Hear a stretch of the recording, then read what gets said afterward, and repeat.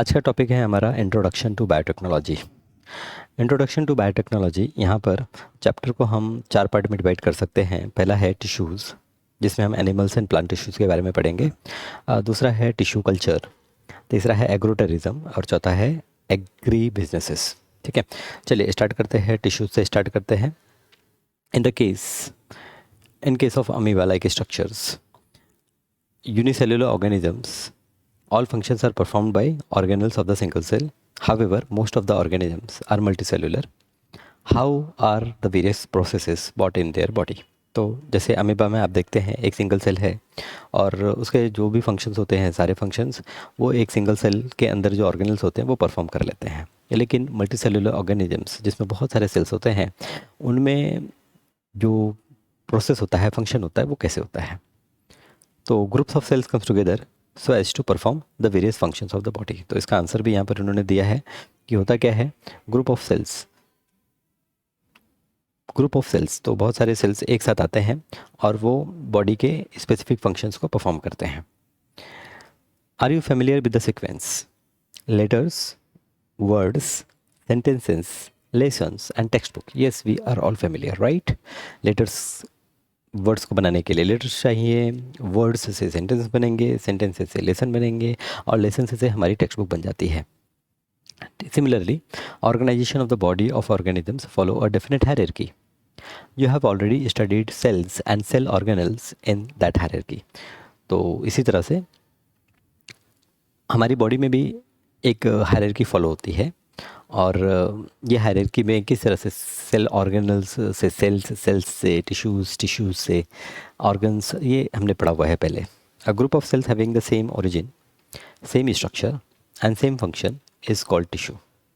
तो टिश्यू क्या है? It is a group of cells which have the same origin, have the same structure and they perform the same function. तो ऐसे सारे sales के group को हम क्या कहेंगे? टिश्यू कहेंगे। Millions of the cells are present in the body of multicellular organisms. These cells are divided into different groups and each group perform a definite function. For example, we can perform movement due to contraction, relaxation of muscles. Conducting tissues in the plant transport water and food to all its parts. All functions of the body occur with full efficiency due to the specific organization of cells and their division of work. तो यहाँ पर हम देखते हैं जैसे हमारा जो movement होता है वो मूवमेंट मसल्स के कॉन्ट्रैक्शन एंड रिलैक्सेशन से होता है। तो कुछ सेल्स यहाँ पर इन्वॉल्व हैं जिसे हम मसल सेल्स कहेंगे, मसल टिश्यू कह सकते हैं, जो मूवमेंट में हेल्प कर रहे हैं। इसी तरह से प्लांट में फूड और वाटर के ट्रांसपोर्टेशन में कुछ कंडक्टिंग टिश्यूज़ होते हैं जो हेल्प करते हैं। और इसी तरह से हमारे बॉडी के जो फंक्शंस होते हैं वो ग्रुप ऑफ सेल से परफॉर्म होते हैं। So all functions of the body occur with the full efficiency due to the specific organization of cells and their division of work. तो सेल्स ऑर्गेनाइज होते हैं, उनमें डिवीजन ऑफ वर्क होता है और इस तरह से हमारे जो काम होते हैं वो होते हैं।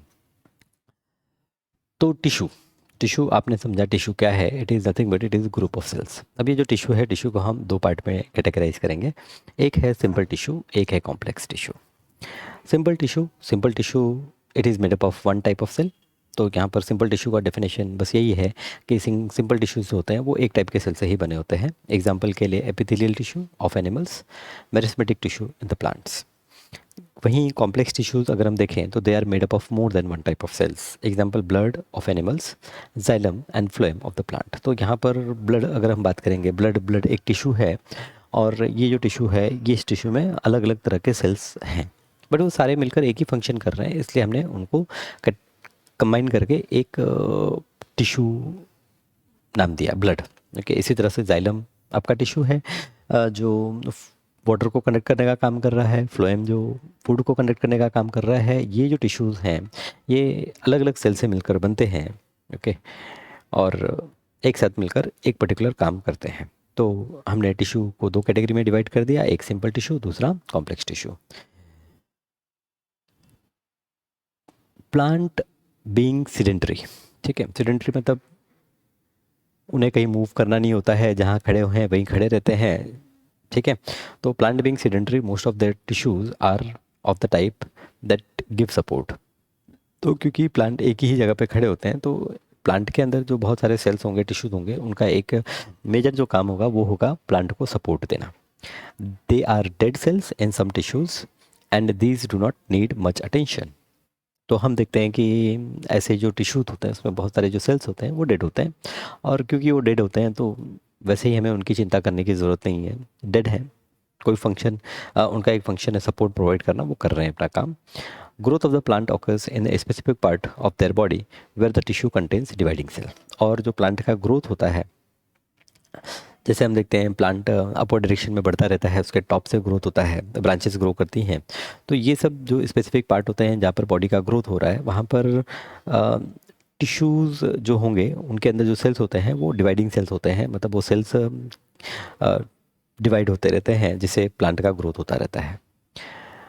तो ये होगी प्लांट की बात. प्लांट में हमने देखा कि सीडेंट्री लाइफ होने की वजह से जो मोस्ट ऑफ द टिश्यूज़ हैं उनका काम है सपोर्ट करना, और जो प्लांट की ग्रोथ वाले जो सेल्स हैं, टिश्यूज़ हैं, वो उनमें जो सेल्स हैं वो डिवाइड होते हैं और ग्रोथ होती है प्लांट की.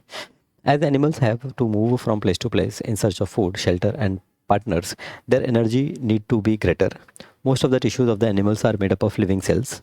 Uniform growth occurs throughout the body of the animal, and they do not have different dividing and non-dividing tissues. This means the plant and animals have different types of tissues to perform the necessary function. अब इसी के against अगर हम animals की बात करें तो animals में हम ये देखते हैं कि एनिमल्स में ज़्यादा एनर्जी की रिक्वायरमेंट होती है, क्योंकि उन्हें अपने फूड के लिए मूव करना होता है, पार्टनर्स के लिए मूव करना होता है, और भी बहुत सारी चीज़ें होती हैं जिसके लिए एनिमल्स की जो एनर्जी रिक्वायरमेंट होती है वो ज़्यादा होती है. और हम ये भी देखते हैं कि जैसे प्लांट में कुछ प्लेसेस हैं जहाँ पर ग्रोथ नहीं है, कुछ प्लेसेस पे ग्रोथ है. तो dividing and non dividing cells का कॉन्सेप्ट प्लांट में है, ऐसा कोई कॉन्सेप्ट एनिमल में नहीं होता है, क्योंकि एनिमल के हर बॉडी पार्ट में ग्रोथ होती है. ओके, तो प्लांट और एनिमल जो टिश्यूज़ हैं वो अलग अलग हैं. अब आते हैं एनिमल टिश्यू पे थोड़ी और चर्चा करते हैं. In the body of animals different organs come together to perform a specific function. Organs like the lungs and trachea with the help of contraction and relaxation of the muscles bring about the function of respiration. Different tissues perform different functions in the organs. Accordingly, tissue are classified into different types. अब यहाँ पर आप देखिए, जैसे इन्होंने एक respiration का example लिया. रेस्पिरेशन के एग्जांपल में आपके लंग्स इन्वॉल्व है, ट्रैकिया इन्वॉल्व है, ओके, फिर कुछ मसल्स इन्वॉल्व हैं जिनका काम कॉन्ट्रैक्शन एंड रिलैक्सेशन है, और ये सब मिलकर एक फंक्शन परफॉर्म कर रहे हैं जिसे हम कहते हैं रेस्पिरेशन. तो अलग अलग टिश्यूज़ के अलग अलग काम होंगे और वो अलग अलग अपना काम करेंगे. इस बेसिस पर, उनके काम के बेसिस पर हम टिश्यूज़ को डिवाइड कर सकते हैं. पहले तो हमने टिश्यू को डिवाइड किया है जैसे simple tissue and complex tissue. Okay, simple tissue याद है, सिंपल टिश्यू किसे कहते हैं? जिसमें एक ही तरह के सेल्स होते हैं. कॉम्प्लेक्स टिश्यू किसे कहते हैं? जिसमें एक से ज़्यादा तरह के सेल्स होते हैं. अब हम टिश्यूज़ को फर्दर क्लासीफाई करते हैं बेस्ड ऑन देयर वर्क. तो यहाँ पर हम टिश्यूज़ को क्लासीफाई करते हैं और कैटेगरी बनाते हैं, जैसे epithelial tissue, connective tissue, muscular tissues and nervous tissues. तो 4 टिश्यूज़ पे आपको कॉन्सेंट्रेट करना है: epithelial tissue, connective tissue, muscular tissue and nervous tissue.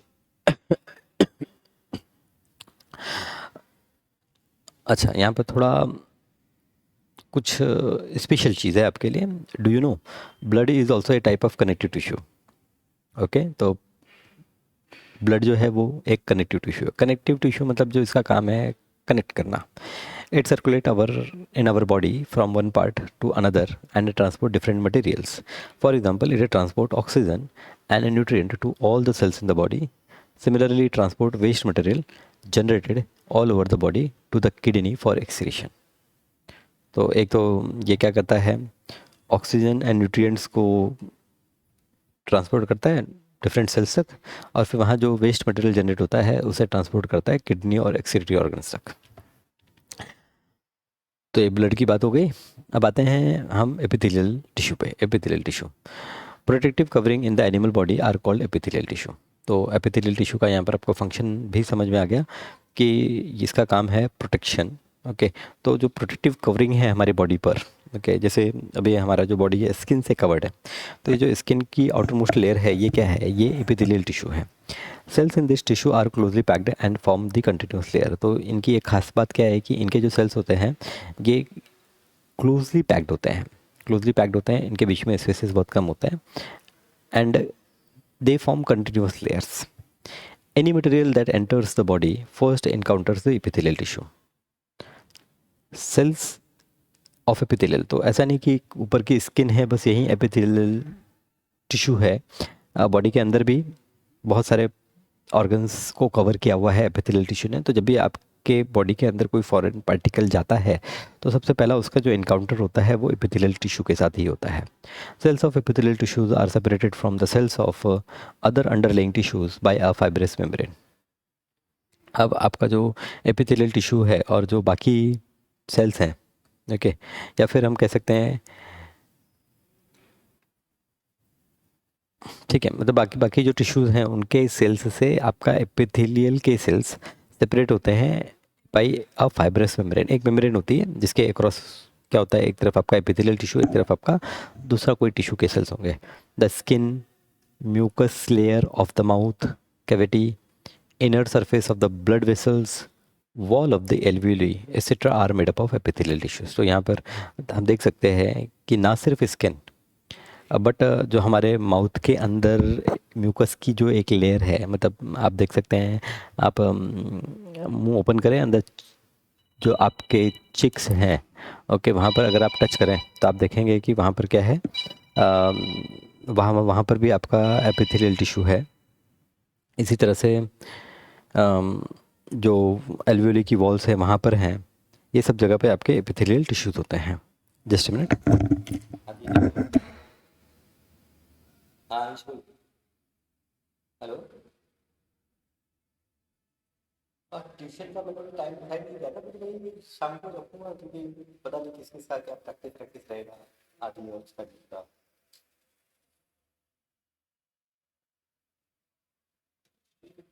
Practice नहीं रहेगी तो फिर जल्दी जल्दी होगा, फिर 5 बजे मैं डाल दूँगा। हाँ हाँ हाँ, मैं वैसे मैसेज डाल देता हूँ कि 5 बजे आ जाना, और अगर प्रैक्टिस रहेगा तो फिर बता देना मुझे, फिर सीधा से उसको भी, राइट है। हाँ, और क्या कर रहा है आज छुट्टी है तो जो उसको समय को यूज़ कर।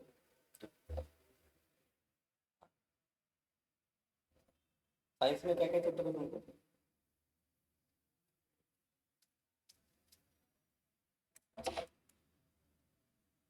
हाँ,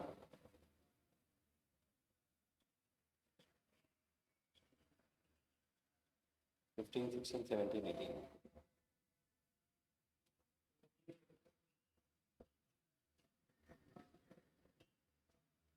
बुक है तेरे सामने, बुक है तेरे सामने साइंस में, याद है?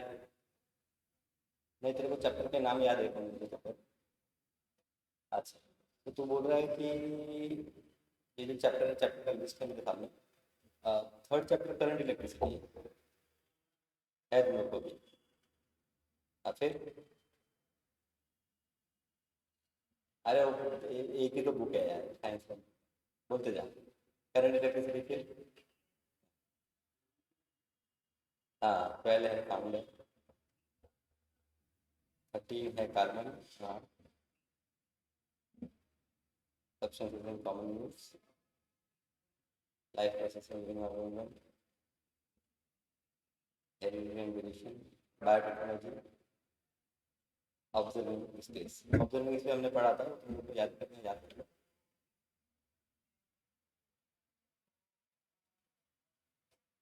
हाँ, ठीक है, ओके, ठीक है। हम्म, हम्म, हम्म, हम्म, हम्म, हम्म। अच्छा अच्छा, वो जो तुम्हारे ऊपर जो टीचर है जो पढ़ाती है तुझे, सिंगापुर इंटरनेशनल वाली, हाँ, कौन से ग्रेड को पढ़ाती है?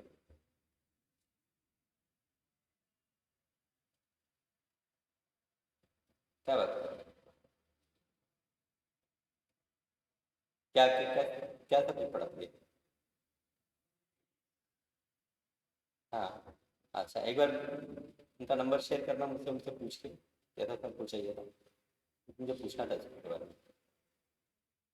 ठीक है, हाँ टीचर से पूछना, मेरे को ना ऐसा अपने को बोल रहे थे, आपका नंबर शेयर करूँ क्या? हाँ, नहीं ऐसे नहीं, उनसे पूछ के शेयर करना। ठीक है ना, ऐसे किसी का नंबर किसी को नहीं दे देने का। ठीक है, हाँ, चल।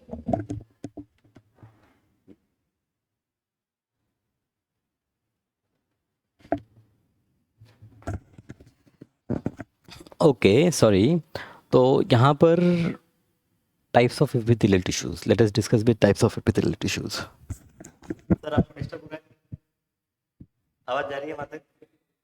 हाँ,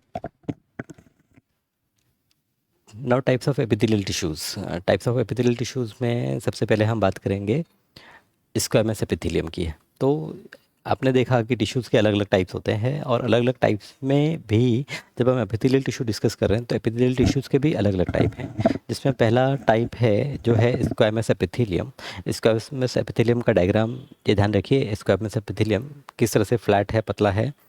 लोकेशन इसका है inner surface of the mouth, oesophagus, blood vessels, alveoli. तो ये सारी जगह पर हमें जो एपिथेलियल टिश्यूज़ मिलेंगे कवरिंग के लिए वो होंगे स्क्वैमस एपिथेलियम। इनका स्ट्रक्चर होता है, ये थिन होते हैं, स्मॉल होते हैं, फ्लैट सेल्स होते हैं, and they form semi permeable membrane. और ये क्या करते हैं, एक सेमी परमेबल मेम्ब्रेन फॉर्म करते हैं। इनका फंक्शन अगर हम बात करें तो फंक्शन ये सिलेक्टिव होते हैं, selective transports of substances. Selectively ये क्या करते हैं, सब्सटेंसेस को ट्रांसपोर्ट करने का काम करते हैं। ओके, दूसरा है stratified epithelium. Stratified epithelium diagram देखिए किस तरह से, एक लेयर के ऊपर एक लेयर के ऊपर एक लेयर, ये इस तरह से है। ये कहाँ होते हैं, तो ये हमारे आउटर लेयर ऑफ स्किन में होते हैं। मेनी लेयर्स ऑफ सेल, इनका स्ट्रक्चर ऐसा है, बहुत सारे सेल्स हैं एक दूसरे के ऊपर, और इनका काम होता है preventing of wearing of the organs, protection of the organs. तो हमारा जो ऑर्गन्स का वियरिंग होता है उसको प्रोटेक्ट करते हैं। ओके, ये इनका मेन फंक्शन है। फिर तीसरा है ग्रैनुलर एपिथेलियम। ग्रैनुलर एपिथेलियम, अब ग्रैनुलर एपिथेलियम भी आप देखेंगे कुछ स्ट्रेटिफाइड एपिथेलियम जैसा ही दिख रहा है, बट इसके सेल्स जो है ना वो लंबे हैं। यहाँ पर एक के ऊपर एक सेल्स की लेयर थी, यहाँ पर आप देखेंगे सेल्स लंबे लंबे हैं, एलोंगेटेड हैं। तो ग्रैनुलर एपिथेलियम ये कहाँ होते हैं, तो ये प्रेजेंट होते हैं inner layer of the skins. तो outer layer of the skin में आपको स्ट्रेटिफाइड एपिथेलियम मिलेगा, इनर लेयर ऑफ स्किन में आपको ग्रैनुलर एपिथेलियम मिलेगा।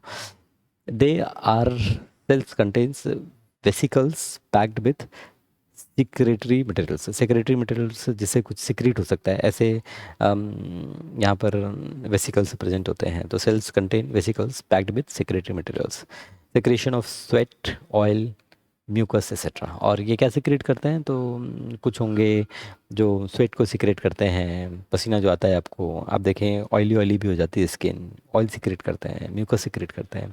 तो ये काम होता है ग्रैनुलर एपिथेलियम का। नेक्स्ट आते हैं हम कॉलमिनर एपिथेलियम। अब ये देखिए एकदम परफेक्ट कॉलम जैसे हैं। Inner surface of the intestine, alimentary canal. तो ये हमारा एलिमेंट्री कैनाल और इंटेस्टाइन जो है उनकी लाइनिंग में होता है कॉलमिनर एपिथेलियम। इनका स्ट्रक्चर कॉलम लाइक है, दिख रहा है कॉलम लाइक है। Upper free surface bear folds made up of these cells at places of absorption. जो टॉप लेयर है वहाँ पर हमको ऐसे काफ़ी फोल्ड्स दिखाई देंगे एब्जॉर्प्शन के लिए।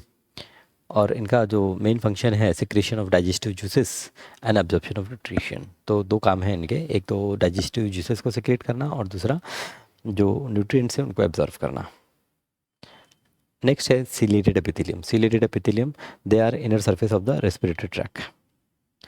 अपर free surface of the cell bears minute hair like processes.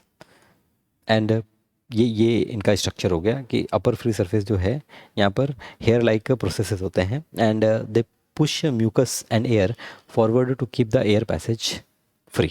Okay, तो इनका जो काम है ये म्यूकस पुश करते हैं, म्यूकस को पुश करते हैं and air forward to keep the air passage free. फिर क्यूबॉइडल एपिथेलियम, आप देखिए ये क्यूबॉइड शेप के cuboidal epithelium. Tubules of kidney, tubules of kidney cells are cuboidal, a respiration of useful materials from urine, secretion of saliva। इनका काम क्या है, regulation of useful, reabsorption of useful materials from the urine. Okay, तो cuboidal epithelium आपका kidney में है, nephron में, okay, और सलाइवरी ग्लैंड में भी है। ओके, सलाइवरी ग्लैंड में भी है। और ये क्या कर रहे हैं, जैसे आपकी किडनी में है तो ये यूजफुल मटेरियल्स का रीऑब्जर्वेशन करते हैं, और सलाइवरी ग्लैंड में ये सिक्रीशन ऑफ सलाइवा करते हैं, ये सलाइवा सिक्रेट करते हैं। ठीक है, तो ये 1 2 3 4 क्या हो गया, 1 2 3 4 5 6। ओके, तो ये 6 टाइप के आपके टिश्यूज़ हो गए। These are the 6 types of tissues. Okay, चलिए आगे बढ़ते हैं। और यहाँ पर पहले कनेक्टिव टिश्यू के बारे में बात कर लेते हैं, types of the tissues. Okay, connective tissues, तो ये आपने इन शॉर्ट आपने एपिथेलियल टिश्यू के डिविजन्स भी देख लिए, उनका स्ट्रक्चर भी देख लिया, उनका फंक्शन भी देख लिया। ओके, तो ये जो चार्ट है, ये चार्ट आपको अच्छे से रिवाइज करना है। अब कनेक्टिव टिश्यू की बात करते हैं। तो tissue which join different parts of the body are called connective tissue. Cells of this type of tissue are loosely arrange with a ground substance in the free space in between. With the ground substance in the free space in between, the ground substance may be solid, liquid like water or jelly like. Okay, तो connective tissue जो हैं ये body के अलग अलग parts को connect करने का काम करते हैं, जैसे नाम से ही समझ में आता है। और इस टिश्यू में जो सेल्स होते हैं वो लूजली अरेंज होते हैं। तो जो सेल्स होते हैं लूजली अरेंज होते हैं, मतलब उनके बीच में गैप्स होते हैं, काफ़ी गैप्स होते हैं। और इनमें एक ग्राउंड सब्सटेंस होता है, ग्राउंड सब्सटेंस होता है जो जो खाली जगह होती है, जो स्पेस फ्री स्पेस होता है सेल्स के बीच में, वो सबको कवर करता है। तो ये जो ग्राउंड सब्सटेंस होता है, ये ग्राउंड सब्सटेंस सॉलिड भी हो सकता है, लिक्विड भी हो सकता है, या कुछ जेली लाइक स्ट्रक्चर भी हो सकता है। तो हमने सबसे पहले टिश्यू में ब्लड का एक एग्जांपल दिया था, ब्लड की बात की थी, तो पहले ब्लड के बारे में ही देखते हैं। तो ब्लड, ये ब्लड का अपीयरेंस यहाँ पे डायग्रामेटिकली दिखाया है इन्होंने। लोकेशन देखेंगे तो ये कहाँ पर होते हैं, तो they are in the closed circulatory system. Structure इनका होता है, स्ट्रक्चर में इन्होंने क्या क्या इसके अंदर सेल्स होते हैं वो बता दिया। Erythrocytes, leukocytes and platelets in the liquid plasma. तो ग्राउंड सब्सटेंसेस में है लिक्विड प्लाज्मा, उसके अंदर आपके एरिथ्रोसाइट्स, ल्यूकोसाइट्स, प्लेटलेट्स, ये सेल्स होंगे। और इनका जो फंक्शन है वो है transport of oxygen, nutrients, hormones and waste. ठीक है, transport of oxygen, nutrient, hormones and waste. Second connective tissue है लिम्फ। तो लिम्फ भी ब्लड जैसा ही होता है। ये कहाँ पर होता है, तो it is all around the cells in the body. Okay, जितने भी सेल्स होते हैं उनके बाहर जो फ्री स्पेसेस होते हैं और जो ब्लड कैपिलरीज होती हैं उनके बीच में ये आपका जेली लाइक लिक्विड प्रेजेंट होता है। लिक्विड प्रेजेंट होता है, जेली लाइक हम नहीं बोलेंगे, लिक्विड प्रेजेंट होता है, जिसे लिम्फ कहते हैं। इसका अगर हम स्ट्रक्चर देखें तो it is the fluid oozed out of blood capillaries. तो ब्लड कैपिलरीज से जो फ्लूइड बाहर निकल गया, contains leucocytes and liquid ground substance. और इसके अंदर क्या होता है, तो इसके अंदर ल्यूकोसाइट्स होता है सेल्स, और ग्राउंड सब्सटेंस इसमें लिक्विड फॉर्म में होता है। इसका काम है protection of body from infection. Okay, तो लिम्फ का काम क्या है, ये बॉडी को इन्फेक्शन से प्रोटेक्ट करने का काम करता है। नेक्स्ट है alveolar tissue. Alveolar tissue, it is between the skin and the muscles around the blood vessels. तो स्किन और मसल्स के बीच में आपका एल्वियोलर टिश्यू होगा। Different types of cells loosely arranged and supported by a jelly like ground substance and elastic fibre. तो इसका structure जो है, इसमें भी सेल्स लूजली अटैच्ड होते हैं, और जो ग्राउंड सब्सटेंस होता है वो जेली लाइक होता है। और एल्वियोलर टिश्यू का मेन जो फंक्शन है वो है इंटरनल ऑर्गन्स को सपोर्ट देना, सपोर्ट इंटरनल ऑर्गन्स। नेक्स्ट है adipose tissue.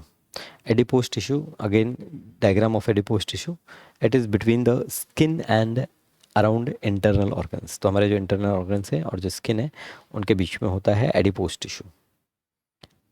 Cells filled with fat droplets, jelly like ground substances. तो cells filled with fat droplets, तो जो सेल्स होते हैं ये, इनके जो सेल्स होते हैं वो फैट सेल्स होते हैं। ओके, और जो ग्राउंड सब्सटेंस है वो क्या है, जेली लाइक सब्सटेंस है। ग्राउंड सब्सटेंस ध्यान है, ग्राउंड सब्सटेंस मतलब अ, जो स्पेसिस हैं सेल्स के बीच में वो किससे फिल्ड हैं। एडिपोज टिश्यू इनका काम होता है insulation, supply of energy and storage of fat. Then next है आपका कार्टिलेज।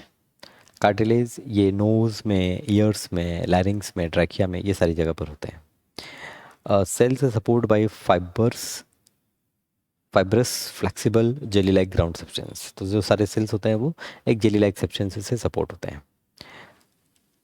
इनका काम है lubricate the surface of bones, give support and shape to the organs. Organs को शेप देना, बोन्स को सपोर्ट करना, लुब्रिकेट करना, ये सारे इनके काम है। Then bones. Bones skeleton, a specific structure extending throughout the body. तो हमारा जितने भी स्ट्रक्चर्स हैं, देखिए बोन तो नाम से समझ में आ रहा है बोन। अब ये जो बोन है, बोन टिश्यू है। ओके, अब ये टिश्यू का स्ट्रक्चर क्या होता है, osteocytes embedded in solid ground substance made up of calcium phosphate. तो इनका जो ग्राउंड सब्सटेंस है वो कैल्शियम फॉस्फेट है। कैल्शियम फॉस्फेट में ऑस्टियोसाइट्स ऑस्टियोसाइट्स ये एम्बेडेड होते हैं। They support and protect different organs, help in movement. तो ये इनका जो काम है ये क्या है, support and protect the different organs, different organs को प्रोटेक्ट करना और मूवमेंट में हेल्प करना। तो ये बोन हो गया। फिर नेक्स्ट है tendons and ligaments. Tendons and ligaments ये होते हैं जॉइंट्स पे, at the joint. Tendons fibrous, strong, less elastic, और लिगामेंट्स जो होते हैं strong and highly flexible. Tendons joint muscles to bones and ligaments joint two bones to each other। तो tendons and ligaments में डिफरेंस ये है कि जो टेंडन्स होते हैं वो मसल्स और बोन्स को ज्वाइंट करते हैं, और जो लिगामेंट्स होते हैं वो दो बोन को ज्वाइंट करते हैं। ओके, तो देखिए बायोलॉजी है, बायोलॉजी याद बहुत करना है, जितना आप याद करेंगे उतना सब्जेक्ट आपको समझ पे आएगा। तो बायोलॉजी में याद करना आपकी प्राइम रिस्पॉन्सिबिलिटी है। ठीक है, अब यहाँ पर आते हैं थर्ड टिश्यू पे, जो है मस्कुलर टिश्यू। तो मस्कुलर टिश्यू, यहाँ पर muscle fibres and muscular tissues are formed from a special type of contractile protein due to which this contraction and relaxation is possible. Okay, तो जो हमारे मसल टिश्यूज है ना, वो एक स्पेशल टाइप के प्रोटीन से बनते हैं, कॉन्ट्रैक्टाइल प्रोटीन से बनते हैं, और उसी वजह से ये मसल्स रिलैक्स हो पाते हैं और कॉन्ट्रैक्ट हो पाते हैं। Muscular tissues are made up of long cells of muscle fibres. Muscular movement occurs due to contraction and relaxation of contractile proteins in these cells। तो जो contractile proteins होते हैं ये सेल्स में, contractile protein, ओके, उनके contraction and relaxation से हमारे muscles का मूवमेंट होता है। अब ये जो मस्कुलर मूवमेंट है, ओके, इनको हमने तीन कैटेगरी में डिवाइड किया है। एक है स्ट्रेटिफाइड मसल्स, दूसरा है नॉन स्ट्रेटिफाइड मसल्स, और तीसरा है कार्डियक मसल। तो पहला हम देखें स्ट्रेटिफाइड मसल्स। अगर हम देखें तो स्ट्रेटिफाइड मसल्स में muscle cells are long, cylindrical, multi nucleated. Okay, तो लॉन्ग होते हैं, सिलेंड्रिकल होते हैं और मल्टी न्यूक्लिएटेड होते हैं। आप देखेंगे, देखिए एक में ही कई न्यूक्लियस आपको दिखाई दे रहे हैं, यहाँ पर न्यूक्लियस है, यहाँ पर न्यूक्लियस है, तो मल्टी न्यूक्लिएटेड होते हैं स्ट्रेटिफाइड मसल्स। वहीं पर अगर हम नॉन स्ट्रेटिफाइड मसल्स देखें तो मसल सेल्स आर शॉर्ट, यहाँ पर लॉन्ग थे, यहाँ पे शॉर्ट है, स्पिंडल शेप्ड है, यूनी न्यूक्लिएटेड है एंड हैव नो ब्रांचेस। यहाँ पर भी इनके पास ब्रांचेस नहीं है। और तीसरा अगर हम कार्डियक मसल्स देखें तो cardiac muscles cells are cylindrical, uni nucleate and branched. तो यहाँ पर ये ब्रांच्ड है। तो तीन तरह के मसल्स, एक है स्ट्रेटिफाइड मसल्स, एक है नॉन स्ट्रेटिफाइड मसल्स और एक है कार्डियक मसल। स्ट्रक्चर की बात करें तो स्ट्रेटिफाइड मसल्स जो है, there are alternate dark and light bands on these muscles as they are attached to bones. They are also called skeletal muscles. They move as per our will. Hence they are called voluntary muscles. तो यहाँ पर जो stratified muscles हैं, okay, ये alternate bright and dark band, यहाँ पर एक दूसरे से alternate bright and dark band attach होते हैं, मतलब ये बैंड फॉर्म में होते हैं, and they are attach to the bones. तो क्योंकि ये बोन से अटैच होते हैं, इसके लिए हम इसको स्केलेटल मसल्स भी कहते हैं। एंड ये हमारी विल पर मूव करते हैं। If we want to contract, ये कॉन्ट्रैक्ट हो जाएंगे, if you want to relax, relax हो जाएंगे, और इसलिए हम इसे वॉलंटरी मसल्स भी कहते हैं। तो वॉलंटरी मसल्स भी कहते हैं, आप स्केलेटल मसल्स भी कहते हैं। तो ये आपका स्ट्रेटिफाइड मसल्स है। Non stratified muscles, dark and light bands are absent. तो यहाँ पर डार्क एंड लाइट बैंड नहीं है। Not attach to bones, their movement are not under the control of our will, hence they are involuntary muscles. तो ये ना ही bone से connect होते हैं और ना ही इनका मूवमेंट जो होता है वो हमारे कंट्रोल में होता है, तो इसलिए हम इसे इनवॉलेंटरी मसल्स कहते हैं। They are present in the alimentary canal, they are present in the alimentary canal, blood vessels etcetera. और तीसरा है आपका कार्डियक। तो dark and light band are present, यहाँ पर डार्क एंड लाइट बैंड होंगे। The heart is made up of these muscles, their movement are not under the control of our will, they contract and relax rhythmically. और इनका भी जो control है वो हमारे विल पर डिपेंड नहीं करता है, और ये continuously contraction and relaxation perform करते हैं। तो ये इनका स्ट्रक्चर की बात हो गई। अब फंक्शन की बात कर लेते हैं। तो जो आपका वॉलंटरी या फिर हम कहें जो आपका स्ट्रेटिफाइड मसल्स हैं, these muscles bring about movement of arms and legs, running, speaking etcetera. तो हमारे आर्म्स एंड लेग्स में जो मूवमेंट होता है वो इन मसल्स की वजह से होता है। यहाँ पर फंक्शन सेकेंड नॉन स्ट्रेटिफाइड में क्या होता है, movements of eyes, lids, passage of food through alimentary canal, contraction and relaxation of the blood vessels. And तीसरा आपका कार्डियक है, उसमें contraction and relaxation of the heart, तो हार्ट का कॉन्ट्रैक्शन एंड रिलैक्सेशन, ये इनका फंक्शन है। नॉन स्ट्रेटिफाइड मसल्स, इनका मूवमेंट ऑफ आई लीड्स हो गया, passage of food through alimentary canal हो गया, contraction and relaxation of the blood vessels हो गया। Next nervous tissue. Nervous tissue की बात करते हैं। Nervous tissue, often you must have identified the singer by merely listening to the song, or identified what is being cooked in the kitchen by mere smell. What help us to do this? Okay, बराबर है ना। Singer, कोई singer गा रहा है, कौन singer गा रहा है आप आवाज़ से समझ जाते हैं। किचन में क्या पक रहा है ये आप उसकी स्मेल से समझ जाते हैं। Nervous tissue enable us to respond to stimuli like touch, sound, odour, colour etcetera. तो ये जो हमारे इन्वायरमेंट में जो चेंज होता है, ओके, नर्वस टिश्यू हमें हेल्प करता है इसे सेंस करने में, थ्रू टच या थ्रू साउंड या थ्रू ऑर्डर या थ्रू कलर हम सेंस कर पाते हैं कि क्या चेंज है हो रहा है हमारे इन्वायरमेंट पे। रिस्पॉन्ड टू स्टिमुलाई, स्टिमुलाई का मतलब होता है आपके इन्वायरमेंट में क्या चेंज हो रहा है। जैसे कोई गाना चालू कर देता है तो ये एक तरह का चेंज है, जैसे कोई कुछ पकाना चालू कर देता है ये एक तरह का चेंज है, जैसे कोई आपको छू लेता है ये एक तरह का चेंज है। तो ये सारे चेंजेस को सेंस करती है हमारी nervous system. Cell of the nervous tissues are specially made to become excited and to conduct the excitation from one part of the body to other. तो ये जो नर्वस टिश्यू के सेल होते हैं ये एक स्पेशल टाइप के cell होते हैं जो जब ये हमारे इन्वायरमेंट में चेंज होता है तो ये एक्साइटेड हो जाते हैं और ये एक्साइटेशन को एक पार्ट से दूसरे पार्ट में कंडक्ट करते हैं in the form of electrical impulse conduct करते हैं, कुछ केमिकल्स के फॉर्म में कंडक्ट करते हैं। The cell body which contain the cytoplasm and the nucleus is the main part of each nervous cell. तो ये जो नर्वस सेल है, आप देखिए नर्वस सेल ये इतना लंबा नर्वस सेल, ओके, जिसमें ऊपर का पार्ट डेंड्राइट, फिर सेल बॉडी, फिर एक्सॉन, ओके। तो the cell body which contain cytoplasm and the nucleus is the main part of each nerve cell. So यहाँ पर ये जो ऊपर वाला पार्ट देख रहे हैं जिसमें आपका न्यूक्लियस है, ओके, और साइटोप्लाज्म है, ये आपका मेन पार्ट है। Numerous small branches fibers called dendrites arise from the cell body.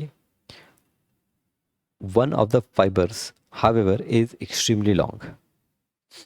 It is called the axon. तो यहाँ से देखिए ये बहुत सारे ब्रांचेस निकले और एक ब्रांच बहुत लंबा है जिसको हम एक्सॉन कहते हैं. The length of the nerve cell में even be up to 1 metre. और ये जो नर्व सेल्स होते हैं ये 1 मीटर तक लंबे हो सकते हैं. The length of the nerve cells में even be up to 1 metre. Many nerve cells are bonded together with the help of connective tissue to form a nerve. Nervous tissue is present in the brain, spinal cord, and the network of nerve is spread all through the body. In most animal, action in response to the stimulus occurs due to integrated functions of the nervous tissue and muscular tissue. तो हमारे जो nervous tissue है और muscular tissue है ये एक दूसरे के साथ मिलकर काम करते हैं और इसकी वजह से हम एनिमल्स में बहुत सारे हम रिस्पॉन्स देखते हैं. ओके, बहुत सारे रिस्पॉन्स देखते हैं. जैसे कोई ट्रक तुम्हारे सामने आ रही है तो तुम हट जाओगे वहाँ से. तो इसमें आपका मस्कुलर टिश्यू भी फंक्शन कर रहा है और आपका नर्वस टिश्यू भी फंक्शन कर रहा है. दोनों एक दूसरे के कोऑर्डिनेशन में काम कर रहे हैं. ठीक है. Plant tissue. तो यहाँ पर एनिमल टिश्यू में हम लोगों ने एपिथेलियल टिश्यू डिस्कस कर लिया, कनेक्टिव टिश्यू डिस्कस कर लिया, नर्वस टिश्यू डिस्कस कर लिया. कुछ रह गया क्या? 4 टिश्यू थे ना? Muscular tissue, nervous tissue, connective tissue. अच्छा, muscular tissue, connective tissue, nervous tissue और एपिथेलियल टिश्यू. Very good. ठीक है. चलिए प्लांट को डिस्कस करते हैं. प्लांट. अब प्लांट में यहाँ पर आप 2 डायग्राम देख रहे हैं. As shown in the figure 17.3, place an onion on each gas jar in such a way that its root will remain dipped in water. Measure and record the length of the root of both the onion on the first, second and third day. On the fourth day, cut off 1 centimeter of the root of the onion in flask B. Measure the length of the root of both onions in the next 5 days. And record your observation in the following table. तो ये तो activity है, but ये activity अगर आप करेंगे तो आप देखेंगे कि पहले 3 दिन तो दोनों के रूट्स सेम वे में बढ़ रहे थे. चौथे दिन हमने क्या किया, बी का जो रूट का टिप है ना 1 सेंटीमीटर से कट कर दिया. अब कट कर दिया तो उसके बाद मैं 5वें दिन 6ठे दिन आगे ऑब्जर्व करता हूँ. तो क्या मैं देखता हूँ कि जो फ्लास्क ए है उसके अंदर जो ओनियन है उसके जो रूट्स हैं वो तो ग्रो कर रहे हैं, लेकिन फ्लास्क बी में जो रूट्स हैं वो ग्रो नहीं कर रहे हैं. तो इससे कंक्लूज़न ये निकलता है कि जो ओनियन के रूट्स के टिप होते हैं ना वहाँ पर ग्रोइंग सेल्स होते हैं, वहाँ पर डिवाइडिंग सेल्स होते हैं. हमने चैप्टर के स्टार्ट में बात किया था कि जो प्लांट टिश्यूज़ होते हैं उसमें आपके dividing and non dividing tissues होते हैं. ओके, क्योंकि इनकी लाइफ सेडेंट्री होती है और जो डिवाइडिंग टिश्यूज़ होते हैं या फिर ग्रोथ के लिए जो रिस्पॉन्सिबल सेल्स होते हैं वो स्पेसिफिक जगह पर होते हैं. तो एक स्पेसिफिक जगह हो गई, रूट्स के टिप पर होते हैं. ठीक है. Meristematic tissues. As meristematic tissue is present as the meristematic tissue is present in the specific part of the plant, growth occurs in those parts only. तो अब यहाँ पर जो टिश्यूज़ ग्रोथ के लिए रिस्पॉन्सिबल हैं वो क्या हो गया, एक तो हो गया मेरिस्मेटिक टिश्यू. और इन्होंने बोला कि भाई मेरिस्मेटिक टिश्यू प्लांट्स के स्पेसिफिक पार्ट में प्रेजेंट होते हैं और वो स्पेसिफिक पार्ट में ही ग्रोथ होती है. Cells of the meristematic tissue contain thick cytoplasm, a conspicuous nucleus and a thin cell wall and are completely compactly packed together. तो यहाँ पर जो मेरिस्मेटिक टिश्यूज़ के सेल्स होते हैं, सेल्स ऑफ मेरिस्मेटिक टिश्यूज़, इनके अंदर थिक साइटोप्लाज्म होता है, कॉन्स्पिशियस न्यूक्लियस होता है, conspicuous nucleus and a thin cell wall and compactly packed together. तो थिन वॉल जो होती है वो थिन होती है और ये कॉम्पैक्टली पैक्ड होता है. अच्छा, इसमें यहाँ पर एक वर्ड ये यूज़ हुआ कॉन्स्पिशियस न्यूक्लियस. अब ये कॉन्स्पिशियस न्यूक्लियस क्या है तो इसको हम चेक कर लेते हैं, गूगल पे चेक कर लेता हूँ मैं.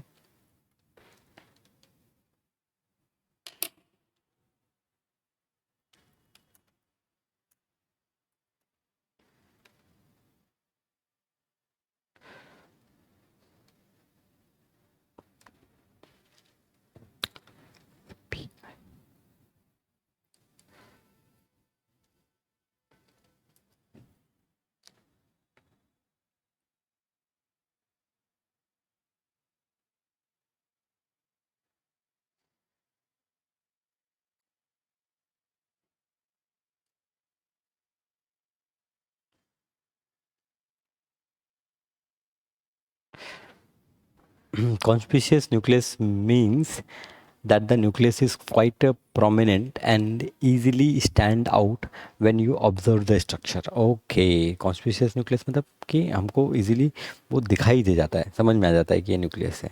ओके, ठीक है. चलिए यहाँ पर हम अब एक एक करके जो आपका मेरिस्टेमेटिक टिश्यूज़ हैं उनके लोकेशंस और फंक्शंस के बारे में बात कर लेते हैं. तो यहाँ पर ये डायग्राम देख रहे हैं. डायग्राम में हमने यहाँ पर पहला लोकेशन दिया है एपिकल मेरिस्टम. एपिकल मेरिस्टम एकदम टॉप में देख रहे हैं, टॉप में है.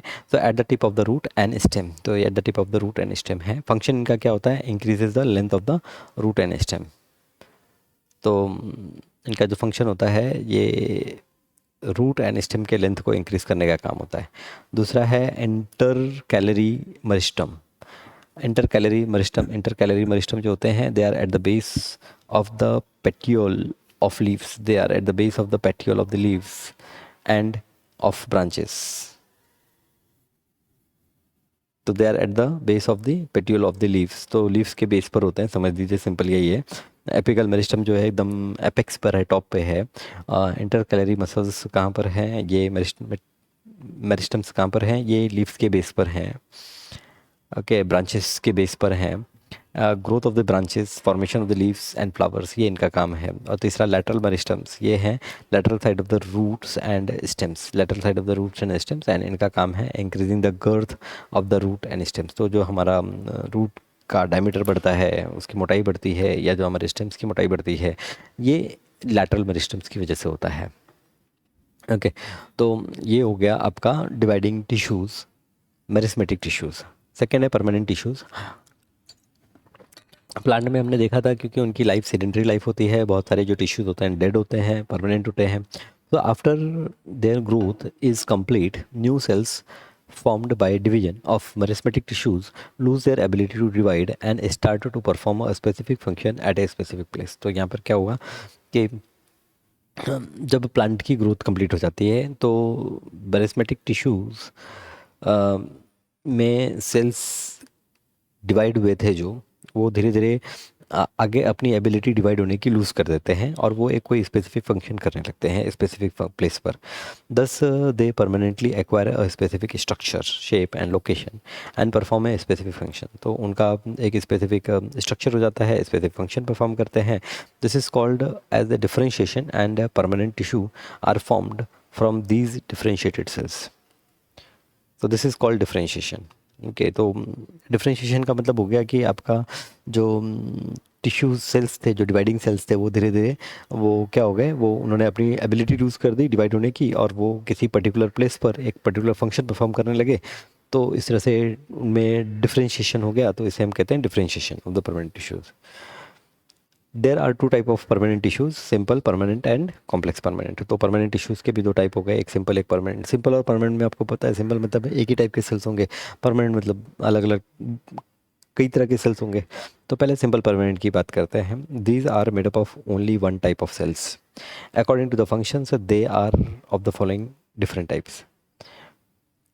तो सिंपल एक ही टाइप के सेल्स हैं. अब यहाँ पर उन्होंने बोला कि according to the functions they are of the following different types. तो जो सिंपल परमानेंट टिश्यूज़ हैं वो भी अलग अलग तरह के हैं. पहला है epidermis. Epidermis, take a fresh and fleshy leaf of a Rhoeo or any other plant.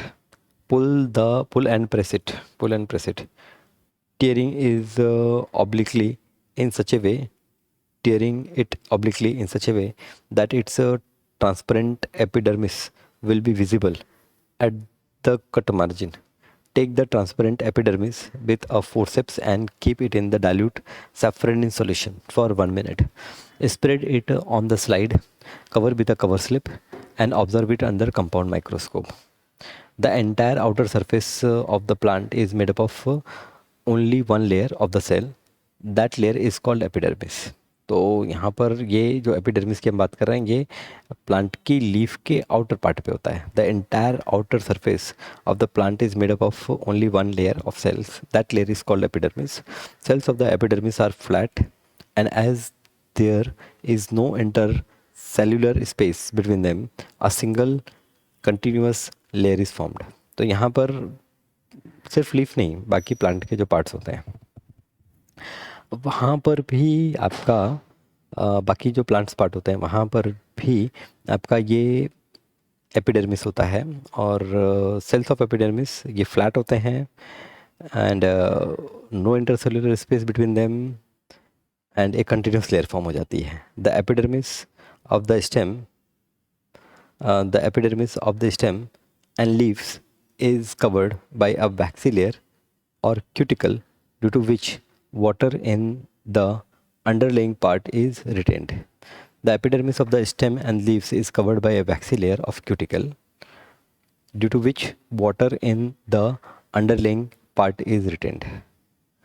तो एक वैक्सी सब्सटेंस होता है अंडरलाइंग पार्ट में, जिसकी वजह से अंदर के जो वाटर होते हैं ना, वो इजीली स्किप नहीं कर पाते हैं। अब यहाँ पर सिंपल परमानेंट टिश्यूज़ में पहले तो हमने देखा एपिडर्मिस देखा, देन यहाँ पर कुछ और हैं जिसमें है पेरेन्काइमा, कोलेनकाइमा एंड सेलेरेन्काइमा। अब पेरेन्काइमा का जो आप यहाँ पर डायग्राम देख रहे हैं ये इस तरह से है। इंटरनल सेलुलर स्पेस बहुत कम दिख रहे हैं। स्ट्रक्चर इसका देखेंगे तो living cells with thin cell wall and intercellular space. Okay, तो इनका सेल वॉल थिन होता है, इंटरसेलुलर स्पेस होते हैं। राइट, ये वैक्यूल्स देख रहे हैं यहाँ पर आप। Location all parts like root, stem, leaf, flower and seed, सब जगह पर आपको पेरेन्काइमा मिलेगा। एंड इनका फंक्शन होता है support storage of the food and filling vacant spaces. तो सपोर्ट प्रोवाइड करना, फूड को स्टोर करना, और प्लांट में कोई भी वैकेंट स्पेस है उसको फिल कर देना। अब जो आपका पेरेन्काइमा है इसके सब टाइप्स होते हैं। क्लोरेन्काइमा, क्लोरेन्काइमा लीव्स में perform photosynthesis, and aerenchyma help aquatic plant leaves and stems to float. तो जो एक्वेटिक के प्लांट्स हैं जो फ्लोट करते हैं वो एरिन्काइमा की वजह से फ्लोट करते हैं। सेकेंड है कोलेन्काइमा। कोलेन्काइमा कोलेन्काइमा अब कोलेन्काइमा में भी हम देख रहे हैं कि it is elongated living cell with thickened cell wall. यहाँ पर डिफरेंस ये है कि हमारा जो पेरेन्काइमा था उसके थिन वॉल थे, कोलेन्काइमा के थिक वॉल होते हैं। एट कॉर्नर्स तो elongated living cells with thickened cell walls at corners due to cellulose and pectin। अब इनका जो वॉल्स होता है थिक होता है, और क्यों थिक होता है? क्योंकि इसमें सेल्यूलोज और पेक्टिन ये केमिकल्स होते हैं। लोकेशन है at the base of the leaf, petiole, branches and stems, and function है support and flexibility to various parts. ये वेरियस पार्ट्स में फ्लेक्सिबिलिटी प्रोवाइड करते हैं। And sclerenchyma, sclerenchyma sclerenchyma diagram, ये डायग्राम यहाँ पर दिया हुआ है। स्ट्रक्चर ऑफ द सेल, तो इनका स्ट्रक्चर कैसा है? They are dead and fibrous cells with tapering ends, cell wall contains lignin. Okay, tapering ends, तो ये dead and fibrous cells with tapering ends. Okay, tapering ends, ये diagram देखिए किस तरह से टेपर हो रहा है एंड पर। और cell wall it is made up of lignin, इसमें लिग्निन होता है। लोकेशन कहाँ पर है? Stems, veins of the leaves, hard coats of seeds, and outer covering of coconut, outer covering of coconut. Function इनका है giving strength and rigidity to parts of the plant. तो ये क्या करते हैं? Gives strength and rigidity to parts of the plant. Strength and rigidity provide करते हैं parts के प्लांट को। Now complex tissues, complex permanent tissues. तो कॉम्प्लेक्स परमानेंट टिश्यूज़ में यहाँ पर हम डिस्कस करेंगे जाइलम एंड फ्लोएम। ओके, तो जाइलम एंड फ्लोएम, यहाँ पर जाइलम का स्ट्रक्चर हम देख सकते हैं एंड फ्लोएम का भी स्ट्रक्चर देख सकते हैं। Characteristic consist of thick walled dead cells. तो जाइलम में थिक वॉल होता है, thick wall of dead cells, consist of thick walled dead cells, and consist of cytoplasm containing living cells। Type of cell, तो xylem जो है इसमें क्योंकि complex है तो इसमें अलग अलग टाइप के सेल्स हैं, ट्रैकाइड्स है, वेसल्स हैं। तो tracheids, vessels and xylem fibres dead cells हैं, जाइलम पेरेंकाइमा लिविंग सेल्स। तो tracheids, vessels and xylem fibres ये डेड सेल्स हैं, 3 डेड सेल्स हैं। और जाइलम पेरेंकाइमा जो है ये आपका लिविंग सेल है। फ्लोएम की बात करें तो फ्लोएम में हमारा सीव ट्यूब्स सेल्स हैं, sieve tubes, companion cells, phloem parenchyma ये लिविंग सेल्स हैं, और फ्लोएम फाइबर्स जो हैं ये डेड सेल्स हैं। तो जाइलम में देखिए डेड सेल्स ज़्यादा है, लिविंग सेल कम है। फ्लोएम में लिविंग सेल्स ज़्यादा है, डेड सेल्स कम है। और फंक्शन, दोनों के फंक्शन की बात करें तो जाइलम जो है structure like interconnected tubes conduct water and mineral only in the upper direction. तो ये वाटर मिनरल को कंडक्ट करने का काम करता है अपर डायरेक्शन में। और यहाँ पे tubes joined to each other conduct sugar and amino acid from leaves to various parts in upward and downward direction. तो बोथ डायरेक्शन में ये फूड को कैरी करने का काम करता है। Some cells in the body of the living organisms are totipotent. That is, if provided a proper environment, a new organisms can grow from these cells. Okay काफ़ी important word है totipotent. Totipotent का मतलब क्या हो गया कि अगर एक प्रॉपर एनवायरनमेंट मिलता है तो यहाँ से एक न्यू ऑर्गेनिजम्स डेवलप कर सकता है। It was realised that with the help of this property of the cell and there genetically controlled biochemical process, varieties of the high yielding crops and new species of animals and various vaccines could be produced. This led to the rise of new branch in biology called biotechnology. तो यहाँ पर हमारा जो discussion है tissues का वो ख़त्म होता है। नेक्स्ट हम डिस्कस करेंगे बायोटेक्नोलॉजी। ठीक है, तो यहाँ पर टिश्यूज़ में हमने बात की टिश्यू होते क्या हैं, और हमने एनिमल एंड प्लांट टिश्यूज़ की अलग अलग टाइप्स देखे, उनके स्ट्रक्चर्स देखे, फंक्शंस देखे। कंप्लीटली याद करने वाली चीज़ है। तो इसे पढ़ने का तरीका ये होना चाहिए कि आप एक टाइम में एक ही टाइप के टिश्यू को स्टडी करें, उनके टाइप्स को स्टडी करें, उनके फंक्शंस को स्टडी करें, उनके स्ट्रक्चर्स को स्टडी करें, फिर बीच में थोड़ा ब्रेक लेकर दूसरे टाइप पे जाएं। ओके, तो चलिए यहीं पर ये लेक्चर को हम ख़त्म करते हैं और आपसे मिलेंगे अगली क्लास में, जहाँ पर हम डिस्कस करेंगे बायोटेक्नोलॉजी। Thank you.